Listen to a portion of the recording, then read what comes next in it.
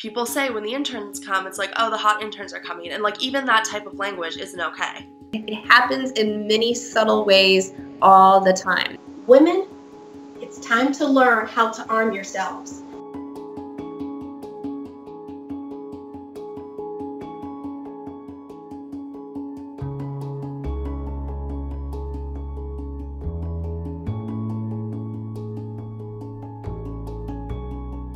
So I was right out of college. I just started being a lobbyist for the ACLU. I met a gentleman who was the senior legislative director, or lobbyist, if you will, public relations person for one of the top 3 energy companies in the country. I gave him a call. I set up a meeting. He said he would meet me in the cafeteria of the congressional building that I worked in. And so when we met, we had a great conversation, and he said, well, take my card and we'll meet up and we'll talk about how I can help you. He says to me, my wife doesn't live here. She doesn't come into town very often.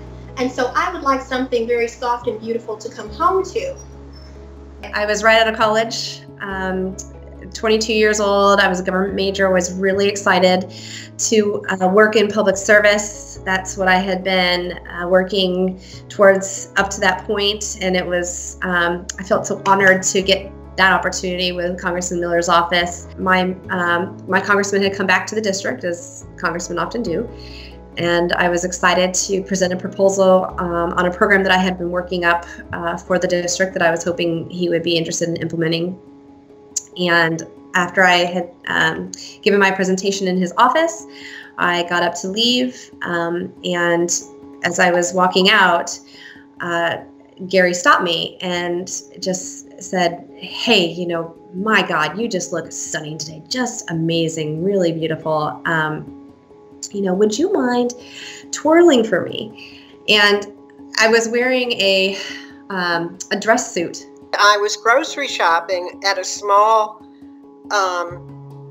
grocery store on Capitol Hill, and in walks this member of Congress whom I know, who's probably about 15 or 20 years older than I am at the time. He corners me in the produce section and comes at me tongue first. And fortunately, I turn my head away and I say, get off of me. But then I get the heck out of that situation. I guess my advice would be, know your self-worth. I wish that I had known in the moment that I was worth it to say, absolutely not. Excuse me? You know, I'm not twirling for you. It's important to know self-defense in case of a real physical assault. One of the key things that I tell young women is to stand in their power and to use their voice. And at that time, I did not know how to use my voice or what to say. I didn't have any agency to report him to. I wasn't hurt, but I was so offended and angry that he would feel like he could take liberties with me.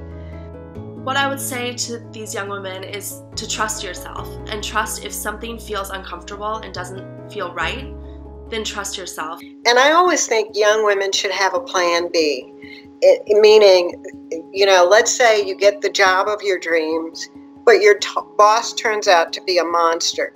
You should figure out, okay, what happens if this relationship goes south?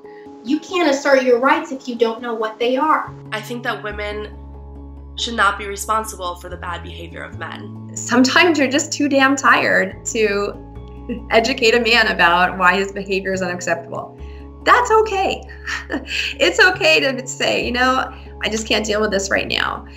But, you know, if you are bothered, and if you do feel like you need to step up, you should, and you should call a spade a spade. If you don't know the ways in which your rights can be infringed on by someone, then you don't know how to assert yourself when they've been violated. The system needs to change, and there need to be processes in place for women to feel supported and to feel protected in their work environment. And like, gone are the days of the, you know, men will be men and boys will be boys. It's like, no, we're all equal, we're all human, we're all in this together and need to act appropriately.